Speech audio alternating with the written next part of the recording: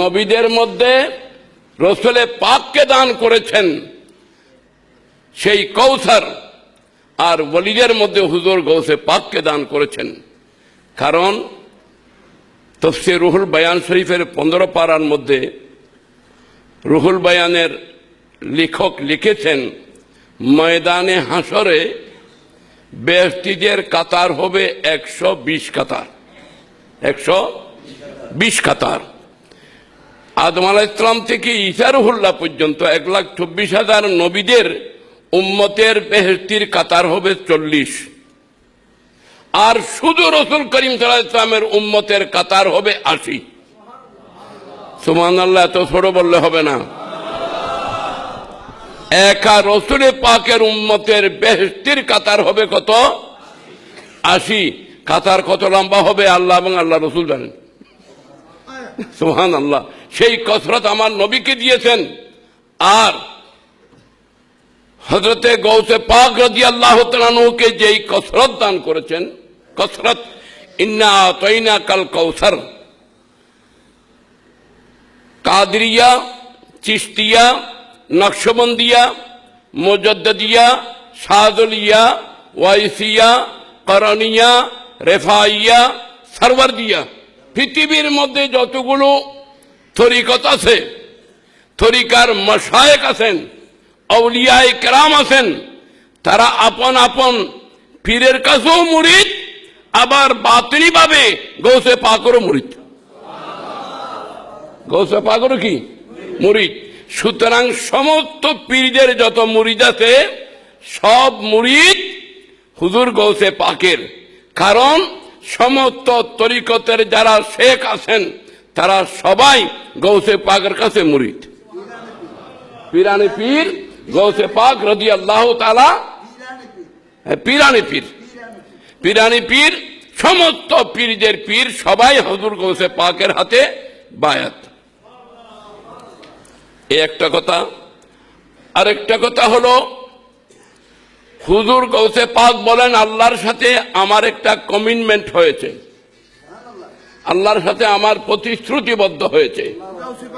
বলেন যেটা এটা ডিটারমাইন্ড, আল্লাহর সাথে আমার এটা ওয়াদা হয়ে গেছে। আল্লাহ আমাকে ওয়াদা দিয়েছেন দয়া করে, যারা আমার ডাইরেক্ট মুরিদ হবে, এটা খেয়াল করেন কথা, যারা আমার ডাইরেক্ট মুরিদ হবে, অথবা আমার মুরিদের মুরিদ হবে, অথবা আমার মুরিদের মুরিদ হবে, অথবা কোন পীরের কাছে মুরিদ হয় নাই, আমার কাছে মুরিদ হবার ইচ্ছা আমাকেও পায় নাই, তারা শুধু যদি তাদের দিলকে আমার দিকে রুজু করে বলে, ইয়া গৌসে পাক, আমি আপনাকে পাই নাই, আপনার মুরিদ হতে চাই, সে যদি অন্তর থেকে হাত বাড়িয়ে দেয়, আমি গৌসে পাক বুগদা শরীফ থেকে আমার বেলায়েতের হাত বাড়ায় তাকে আমার মুরিদ বানিয়ে নেব।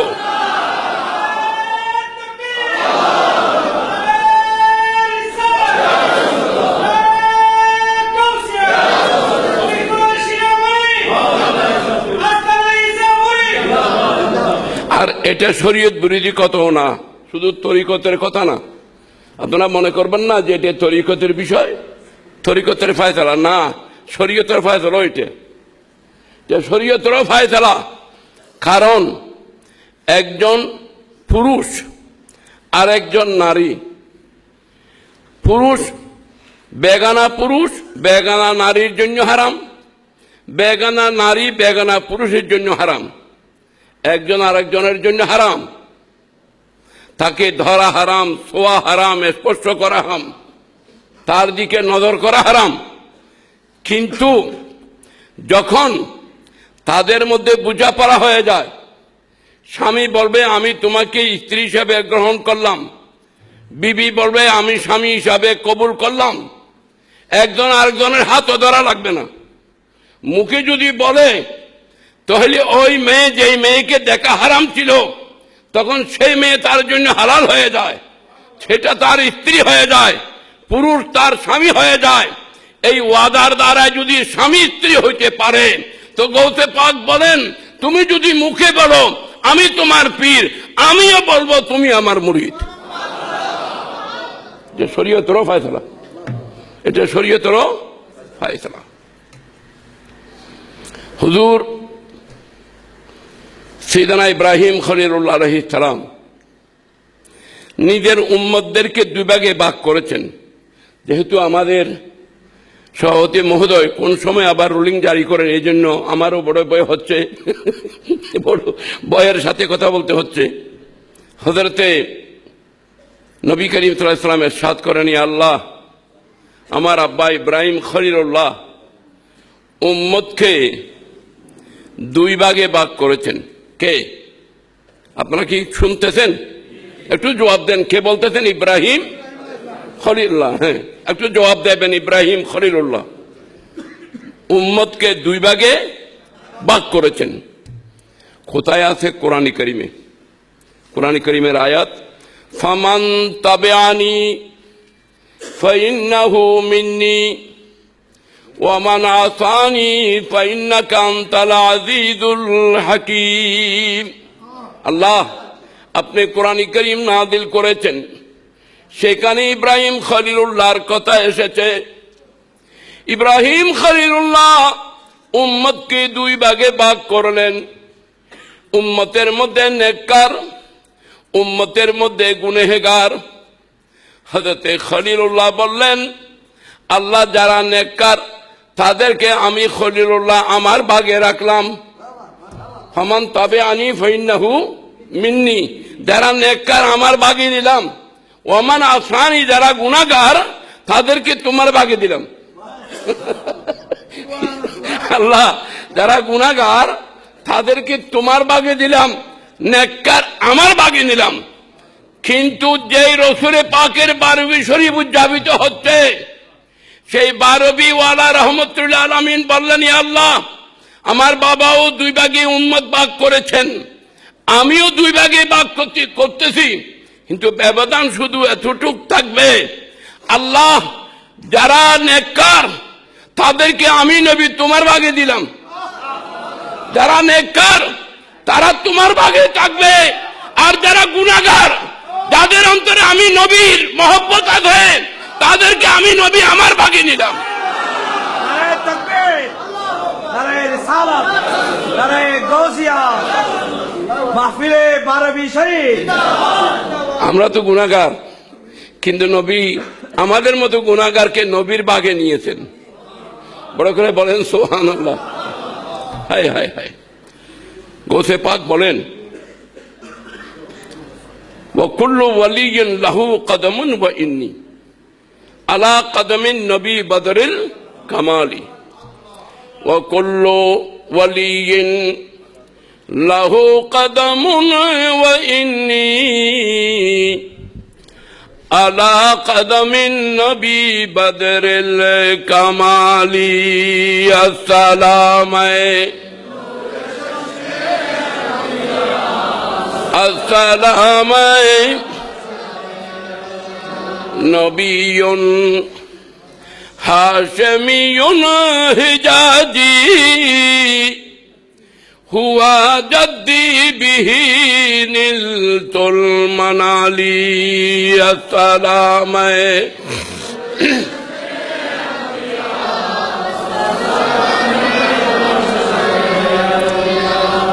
হাজরিন কিরাম, গৌসে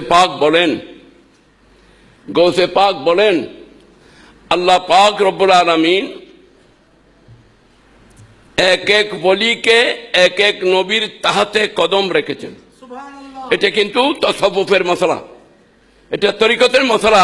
যদি আপনারাও খেয়াল করেন আপনাদের কাজে আসবে। এক এক ওলি এক এক নবীর তাহাতে কদম। যখন বদরের ময়দানে, বুঝবেন আপনারা গৌসে পাকের কথাটা, যে কথা গৌসে পাকের কালাম। যখন জঙ্গে বদরের মধ্যে কিছু মানুষ অ্যারেস্ট হয়ে আসলো, আসিরানে বদর বলা হয়, আসিরানে বদর, আলিফ সিন ইয়ে রে আলিফ নুন, আসিরানে বদর, বন্দী। বদরের ময়দানে যারা বন্দী হয়ে এসেছিল, রসুল করিম সাল্লাল্লাহু আলাইহি ওয়াসাল্লাম ডাইরেক্ট কোনো ফয়সালা দেননি। সরকারে দো আলম সাল্লাল্লাহু তাআলা আলাইহি ওয়াসাল্লাম সাহাবায়ে কেরামকে নিয়ে মশওয়ারা করেছেন যে বদরের এই বন্দী আসিরানে বদর এদের ব্যাপারে কি সিদ্ধান্ত নেওয়া যায়। বলেন আবু বকর সিদ্দিক, তোমার মতামত পেশ করো। বললেন হুজুর, আপনি মেহরবানি করে তাদের জন্য কিছু ট্যাক্স ফিদিয়া ফিদিয়া ফিদিয়া ফে দাল ইয়ে হে, তাদের জন্য কিছু ফিদিয়া ট্যাক্স নির্ধারণ করে দিন। তারা ট্যাক্স দিয়ে যদি ছাড় পেয়ে যায়, আস্তে আস্তে দিন ধর্ম ইসলাম আপনার সম্মান যখন দেখবে, তারাও ইসলামের দিকে এসে যাবে। বড় করে বলেন সুবহানাল্লাহ। এই পরামর্শ দিয়েছিলেন হযরতে সাইয়্যিদানা আবু বকর সিদ্দিক রাদিয়াল্লাহু তাআলা আনহু। বলেন আয় ওমর ফারুক, আপনি বলুন আপনার রায় কি? বললেন হুজুর, আমি এই রায় তো পছন্দ করতেছি না।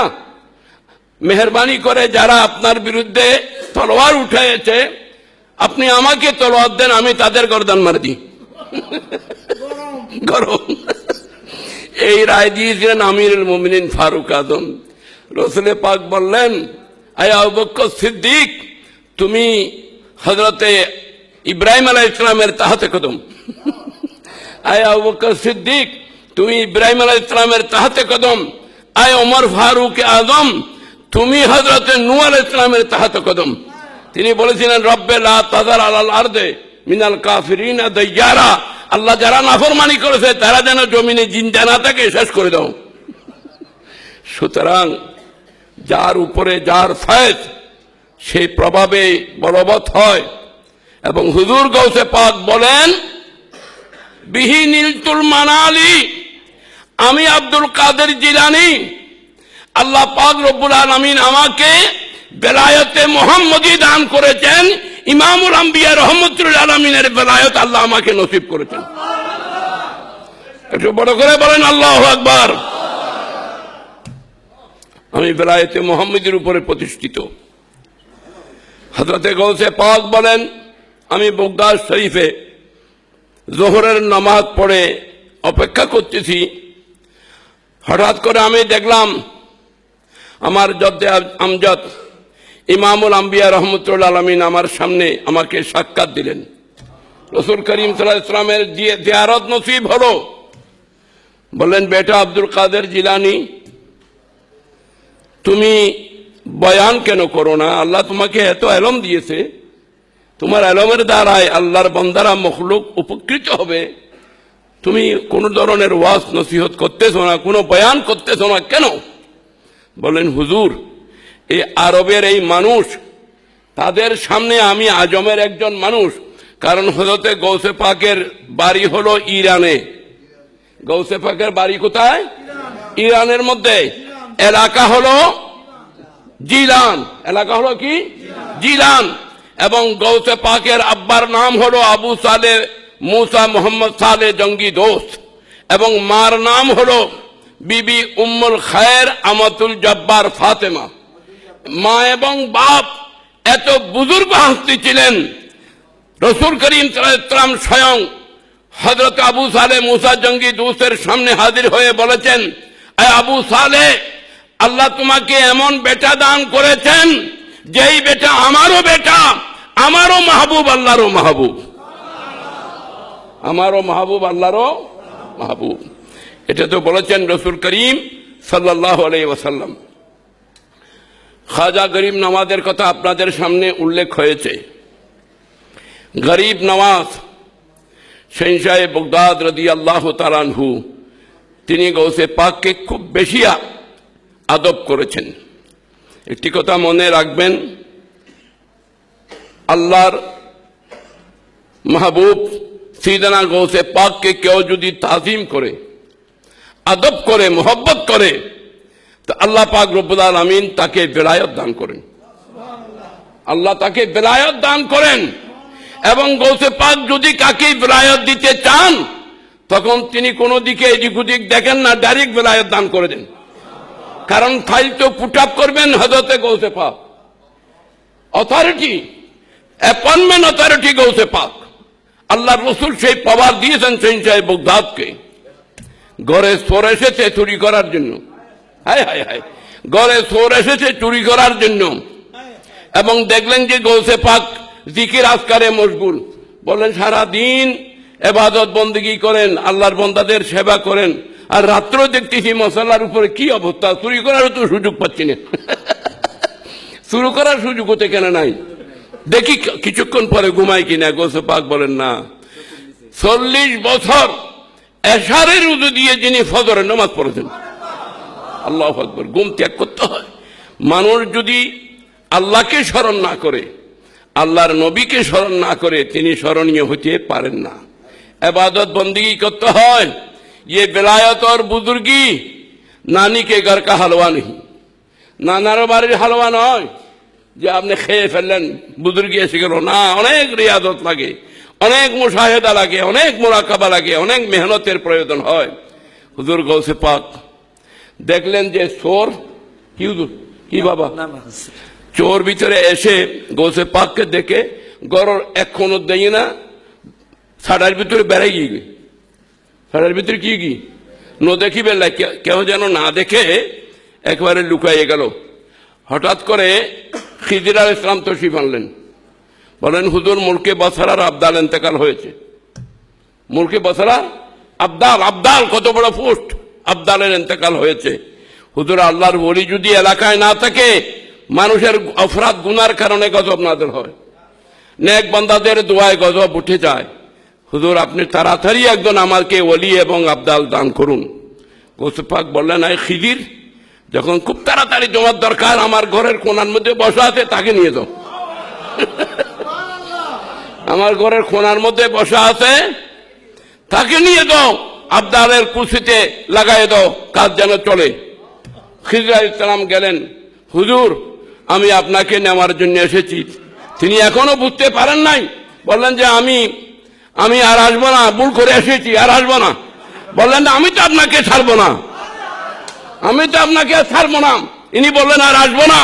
গৌসে পাক বললেন, হে আল্লাহর বান্দা, তুমি দুনিয়ার সামান্য মাল নেওয়ার জন্য এসেছিল, আমি তোমাকে এমন মাল দিলাম, দুনিয়া তো শেষ হবে না, আখিরাত তো শেষ হবে না। আল্লাহু আকবার, আল্লাহু আকবার। আহা, ये दरबारे गौस है, यहाँ अपनों का क्या कहना, ये दरबारे वली है, यहाँ अपनों का क्या कहना, यहाँ से हाथों खाली गैर भी जा या नहीं करते। বলেন সুবহানাল্লাহ। হাজরিন ইকরাম, হুজুর গৌসে পাক শহনশাহ বাগদাদ রাদিয়াল্লাহু তাআলা আনহু যোহরের নামাজ পড়ে বাগদাদের জমিনে অপেক্ষা করতেছেন। আমার নবী সামনে আসলেন, বললেন, আয় আব্দুল কাদের জিলানী, তুমি কেন তাকরীর কেন করো না, বয়ান কেন করো না? যে হুজুর আমি একজন আজমি মানুষ, আরবিদের সামনে আমি কিভাবে ওয়াজ করব? আমি এই সাহস তো আমার হচ্ছে না। রাসূল পাক বললেন, জবান খোলো। জবান খুললেন। জবান খোলার পর আল্লাহর নবী লোয়াবে মোবারক 7 বার দিলেন। কয়বার? চিৎকার দিয়ে বলুন না, কয়বার? 7 বার। যেহেতু রাসূল পাক বলেছেন, আনা মদিনাতুল ইলম ওয়া আলিয়ুম বাবুহা, আমি এলমের, বেলায়তের এলমের, রুহানিয়তের এলমের, শরীয়তের এলমের, জাহের ও বাতিনের এলমের আমি শহর, কিন্তু ওই শহরে আসতে হবে মওলা আলী শের খুদার দরজা দিয়ে। এই জন্য মওলা আলী শের খুদা শিখেছেন। বললেন, বেটা আব্দুল কাদের জিলানী, জবান খোলো। খুললেন, উনি থুতু মুবারক দিলেন, লোয়াব দান করলেন 6 বার। কয়বার? বড় করলেন না, কয়বার? 6 বার। গৌসে পাক বললেন, হুজুর আরেকবার একটু বাড়াই দেন। হতে না, আমি আরেকবার দেব না। রহমতুল আলামিন 7 বার দিয়েছেন, আদবান লিন নবী, নবী পাকের আদবের জন্য আমি 1 বার দিলাম। সুতরাং আমার নবী দিয়েছেন 7 বার। হুজুর শহনশাহ বেলায়েত হযরতে মওলা আলী শের খুদা দিয়েছেন 6 বার। এরপরে যখন হযরতে গৌসে পাক বয়ান শুরু করলেন, যখন শুনতেন গুনাহগার নেককার হয়ে যেত, যারা নাকি আল্লাহর থেকে দূরের বান্দা, তারা আল্লাহর কাছে হয়ে যেত, ইবাদত গুজার হয়ে যেত, জাহান্নামী জান্নাতি হয়ে যেত, বান্দা আল্লাহওয়ালা হয়ে যেত। এমন ওয়াজ হযরতে গৌসে পাক করতেন। আল্লাহু আকবার, আল্লাহু আকবার। হযরতে খাজা গরিব নওয়াজ, আমি দুইটা জিনিস সমান মজমুনের পেয়েছি। আমি যেই দিন আমাদের সুফি আলহাজ মোহাম্মদ মিজানুর রহমান সাহেবকে নানুপুর দরবারে খেলাফত দেওয়া হয়, আমি অদম গুনাহগার পাশে ছিলাম, আমি সাথে ছিলাম। কারণ প্রায় সময় চেষ্টা করি একটু হুজুরকে সালাম দিতে যাওয়ার জন্য, এটা আল্লাহ পাক মেহরবানি করেন, আমি সাথে ছিলাম। তখন আমি দেখলাম নানুপুর হুজুরের এক কসিদা, আমি দেখলাম ওনাকে যেটা দেওয়া হলো বেলায়েত, যখন ওনাকে সুপ্রত করা হচ্ছে, আমি পাশে ছিলাম। আমি তখন খাজা গরিব নওয়াজ গৌসে পাকের শানে যে কসিদা লিখেছেন, দেখলাম দোনোটা একেবারে সেম। আপনারা কি কথা খেয়াল করছেন? নানুপুর হুজুর যেটা লেখছেন মাইজভান্ডার দরবারের হযরত সাহেব কেবলার হুজুর কেবলার ব্যাপারে, বাবাজান কেবলার ব্যাপারে, ঠিক খাজা বাবা একই কথা লিখেছেন হুজুর গৌসুল আজম শহীদ সাহেব বগদাদ রাদিয়াল্লাহু তাআলা আনহুর ব্যাপারে। আপনারা কতদূর রিসিভ করতে পারছেন আমি জানি না, এটা আমার চোখের সামনে ঘটনা, আমার চোখের সামনে হয়েছে। সেখানে গৌসে পাক লিখেছেন কি, ইয়া গৌসে মুআজ্জম, মুআজ্জম মানে আজম, মুআজ্জম মানে আদম, ইয়া গৌসে মুআজ্জম নূরে হুদা, সুবহানাল্লাহ বলেন। ইয়া গৌসে মুআজ্জম নূরে হুদা, মুখতারে নবী মুখতারে খোদা। এ গৌস পাক, আল্লাহ তো আপনাকে গৌসুল আজম বানিয়েছেন, নূরানি জগতের হেদায়েতের মার্কাজ বানিয়েছেন।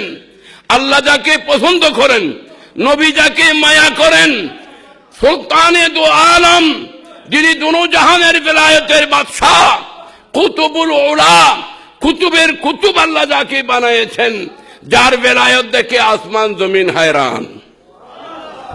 ইয়া গৌসে মুআজ্জম নূরে হুদা,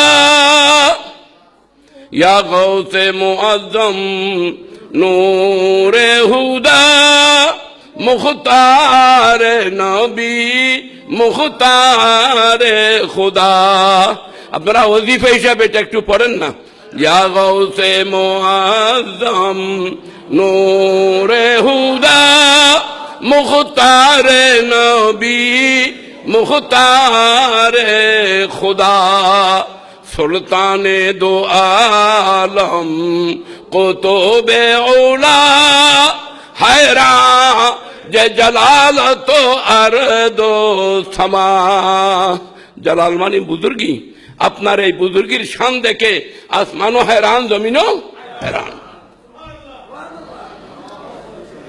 শেষের দিক দিয়ে খাজা বাবা বলতেছেন, এটা তো শুরু, বলতেছেন আই গৌসে পাক, আমি আপনাকে সামান্য টের পাইছি। হতে কি আমার সামান্য টের পাইছো, এটা কি কথা? আমি একটু বুঝতে পারছি, আমি একটু টের পাইছি। আমি মনে